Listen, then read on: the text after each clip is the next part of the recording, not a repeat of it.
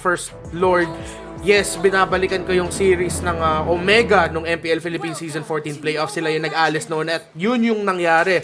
So, kaya sila pumili ng EXP lane na sobrang lakas mag-sustain. Na pwede mo na isipin mo, invadan ba natin to? Igagak ba natin to? So, no worry na yun para sa Blacklist para makabigay sila ng focus sa pagprotekto ng jungle para makapag-farm si MP. Okay, that's the theory. Pero it's gonna boil down again paulit-ulit sa execution ng mga agents to extend the series. Game number 2. Match point na nga po for Aurora. Winner will be advancing. Loser will be going to the lower bracket. So Blacklist International ngayon, nararamdaman din naman yung early game aggression na meron ang Aurora. They have the Khalid na alam natin manggugulo lang yan katulad ng ginagawa ngayon ni Hilda. Hajj though, Power of Wilderness, buti na lang hindi pa level 4, napaflicker out kagad sila ng J Quick Sandguard. Okay, Blacklist International at Aurora, yung roamers nilang dalawa, parehas na popoke down. Si Perk Ziva at si Rene J kailangan umuwi. Si Hajj nakita si Jay, meanwhile si Jay naman ang nakakita kay Perk Ziva at nagbigay ng damage sa kanya alongside with a little skirmish dun sa top lane nung nakita niya si Demon Kite. So now, Alice, or excuse me, si Hajj mahuhuli ata dito. Kailangan niya makatakas at makakatakas nga. Pero ito na nga yung sinasabi ko kanina, nag-i-invade na lang yung Aurora at makukuha pa yung Skilled Lizard ni MP. Okay, so medyo nahihirapan na nga talaga itong si MB to the point na si Renjay ayaw nga talaga pauwiin yung members ng Blacklist International. Pero dahil dyan ata makukuha ni Hajj yung first blood. So far, kahit paano may trade pa rin naman na nakuha ang Blacklist International. But again, it's gonna boil down to kung makakahabol, makaka-scale up nga ba si MP kontra sa suyo ni Demon Kite. First turtle, up for grabs. Okay. Inumpisa na ni MP yung first turtle ng laban. At Aurora, mukhang makaka-contest sila. Tingnan natin kung makakalapit pa dito si Demon Kite. Okay, MP quite low. Pinupuruhan ni Renjay, guiding without. Saved by Perk Ziva. So ngayon, si JM Pinkman may kinain nga doon. Napakasakit naman ang damage! Pero ang unang tutumba rin naman doon ay si Renjay kapalit ng buhay ni Hajj. Perk Ziva quite low. MP, eto na yung pag-atake ni Edward with the Infernal Pursuit. Papatumbayin si Perk Ziva. MP might be the next target though. Makakatakas nga ba with the Flowing Blood? Yes, indeed. And JM Pinkman ngayon, pinupuruhan na itong si Edward. Little bit of an overextension kaya naman tutumba si Legend Zero. Grabe yung hangin at buhangin tandem ng Aurora. Yung damage na at crowd control na lalabas tong Khalid at saka nung Veil, pare. Nakakagulat. Hangin at buhangin. Ayan na nga yung buhangin. Tinamaan si Haji pero the guiding wind is there to bring down Demon Kite. Ito na yung aggression na meron pag si Perk Ziva may hawak na magandang hero, the Matilda working wonders for Blacklist. Grabe, trade ng dalawa at masaya ang MLBB fans sa mga nakikita natin ngayon. Aksyon na aksyon. Gets nilang dalawa yung mga capability nila na mag-trade, mag-invade at kumuha at sinubukan ni Edward na i-delay yung take pero siya ang mahuli at nakuha ng Blacklist International yung kill doon. JM Pinkman siniguradong hindi makakatakas si Edward. Kinain ng buhay. Tapos pinaligiran ng 4 na members ng Blacklist International securing a kill. So far, it's looking good for the agents. 1.5k gold lead. At gumagana nga yung sinasabi mo, get a sustain XP para hindi sila mahirapan, mag-double think sila if mag-invade sila. Pero teka lang, Domingkite quite low here. Napatumba nga si Domingkite pero kapalit naman ang buhay ni Outplayed. Renjay is gonna get a kill at makakatakas pa nga. Grabe, gold for gold. Tas parehas din yung rotate nila. Downside rotation. So, Blacklist at Aurora, gets na sila yung gusto nila gawin. Si Renjay naman ata makuhuli dito. Medyo nag-overextend. Pero ito naman yung hangin galing sa Veil. Pero makakapag-flowing blood si MP. Mahuli doon si Haji. Demon Kite, kailangan mag-back kasi dito na si GM Pinkman. What is happening? Bigla. Oh my goodness, sobrang intense ng ating game number 2. Non-stop MLBB action ang ating nakikita ngayon. Parehong kupunan, parating may sagot. At ngayon, ang sagot ata ng Blacklist International ay mag-rotate doon sa baba. Mamataan ba kaya nila kung nasaan si Demon Kite ngayon? Pumasok na with the Daytona's welcome pero nakapag-dash out pa rin. Here comes Outplayed! Nakapag-summon force in, forcing Domingkite sa ultimate pero nahabol pa rin ni Perk Ziva and ni Haji. Tutumban na naman si Domingkite. At mas-zone out dito yung Aurora. Hindi nila madedepensahan yung Torres sa baba. Katulad ng ginawa ni Edward sa game number 1. Ngayon, si JM Pinkman naman ang nag-iwan sa EXP lane para makapag-aggressive full rotation dun sa baba para matulungan si Harith at dun naman siya babalik sa lane niya kasama si MP para susubukan nila hulihin si Edward. Flicker out para makatakas. Buti na lang wala pang kain doon si Rene JM J. Pinkman, pero sabi ni Rene J, eto na yung buhangin! Oh! Tsaka hangin combination! DK! Pumasok na Oh! rin!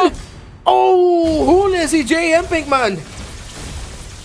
At sa kabilang dako, gumagawa ng play ang Blacklist International dito, outplayed, given a lot of space sa bottom lane para makapag-push. Hatch defending the mid lane turret. Ma-outsustain naman niya yung damage ng Aurora at may clear pa niya yung mga minions. Grabe yung nagiging action natin ngayon. A trade for a trade. Pero pag-usapang late game, huwag natin kakalimutan. Doming kahit mga Claude din naman. So Blacklist International, may internal timers na kailangan nila matapos to kaagad. Pero nag-scale up din naman si MP. So ngayon, second turtle up for grabs. Kanina na-secure to ni MP the King. Tingnan natin, medyo deliksata kung mag-full commit sila dito. Full size din naman at full stacks. Hodge. Para ngayon, Hodge sa likod. Mababa yung health niya. Sinusubukan niya kunin yung atensyon ng mga miyembro ng Aurora. Blacklist. Sinasayaw pa rin nila yung turtle na to. Okay. It's gonna be a 4-on-5 though dahil iniwan na naman ni JM Pinkman yung kanyang lane doon sa taas. Giving Doming Kite space to push out and take down a turret doon sa taas. So makaka-trade na naman ang Aurora with a cross-map play. Blacklist International.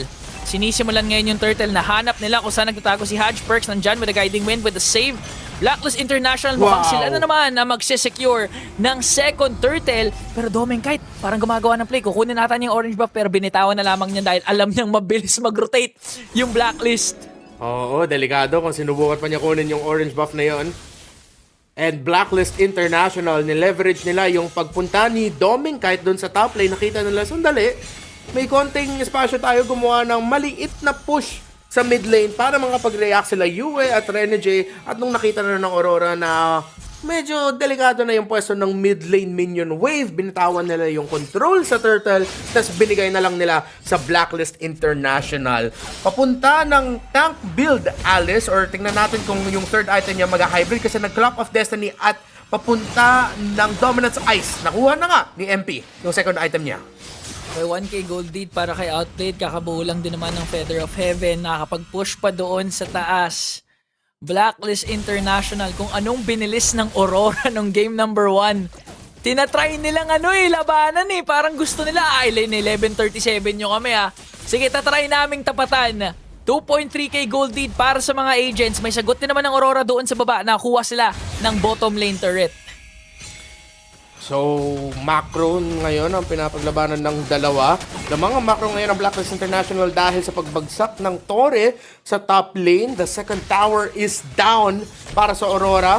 Meanwhile, JM Pinkman, na-force out yung mga reaction nila. Papasok na rin sila. Yue! Sumabog yung hangin ng Aurora at wala na ang veil. Wala na rin ang buhangin. Blacklist International biglaan lumaban. Si Edward sinusubukan niya i-sustain pero double kill para kay MP. Hinahabol rin nila si Demon Kite pero kailangan niya mag-out. Invade sa purple buff. Tatlo ang nawala. Blacklist lamang. Grabe yung circling eagle doon ni Perkziva. Nag-attempt si Demon Kite na mag-try i-force out yung red tree neto ni MP doon sa purple buff niya. Nung nag-circling eagle, akala mo i-commit kay Demon Kite pero sumegway si Perks Sinegway niya kay Rene J kaya ang bilis nilang na-burst down si Rene J kasama ni MP. At ngayon, Blacklist International, 4,000 ang kanilang kalamangan. Full control over this lord. Tignan natin kung makakasagot na ba yung Aurora. Pumasok si Rene J with a Raging Sandstorm. Pero si Outplay naglawawala din naman with the Zaman Force. Unang tutumba ay si Yue. Sunod na nga ata dito ay si J. MP sinisiguradong hindi makalapit ang Aurora. Blacklist International, mukha bang may namatay? Wala!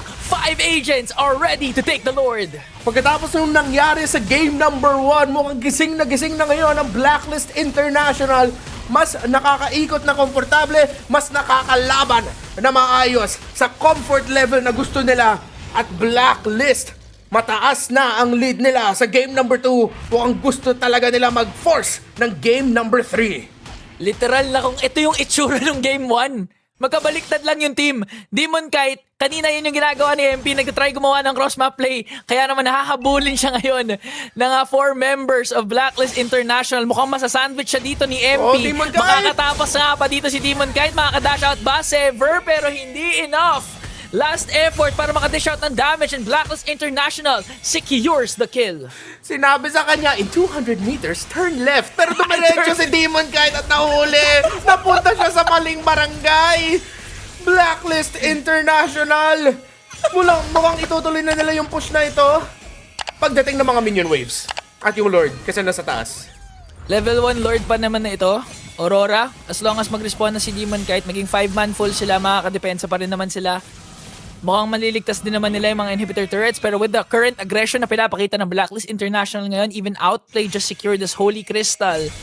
Mukhang kaya nila makapitas ng isang inhibitor turret.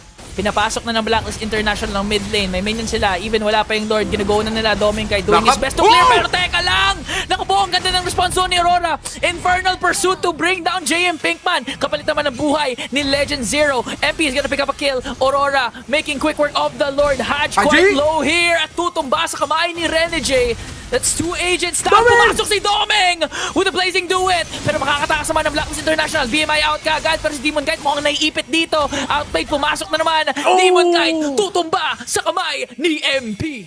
Demon Kite masyado malalim doon. Wala nang ultimate si Vale kasi nagamit nila sa pag-umpisa ng sequence na yung si Outplay natama. Huli dito pero sa ilalim ng Zaman Force sumasayaw. Kahit nasa harap ng Tore. At Blacklist International magbaback out. Napakaraming pang-out. Pang-in, pang-out ng Blacklist International with the Matilda pick ni Perks. Just looking at the KDA, 3-1-12 for Perk Ziva. Items dominated talaga by Blacklist International. Again, outplayed. Kaka-pick up lang ng Holy Crystal. Alice mo nga so far nagka-tank build, Oracle, tsaka Dominance Ice into a Winter Crown as well para maka-entry at make sure na hindi siya mamamatay. 5,000 difference. War Axe pa lang ang yung full build path ngayon ni Demon Kite. On the way to the third item, is International.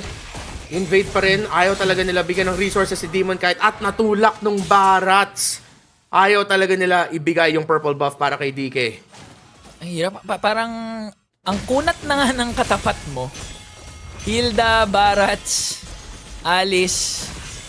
Tapos yung mga moments na pwede mo na silang mapitas, guiding wind lang ni Perksiva. Nakatakas na kaagad yung mga agents. So ngayon, kailangan on point talaga yung pwedeng maging setup ni Renegade at ni Vale, yung hangin-buhangin combination na sinasabi mo nga kinakailangan maka-burst down kaagad ng members of the agents.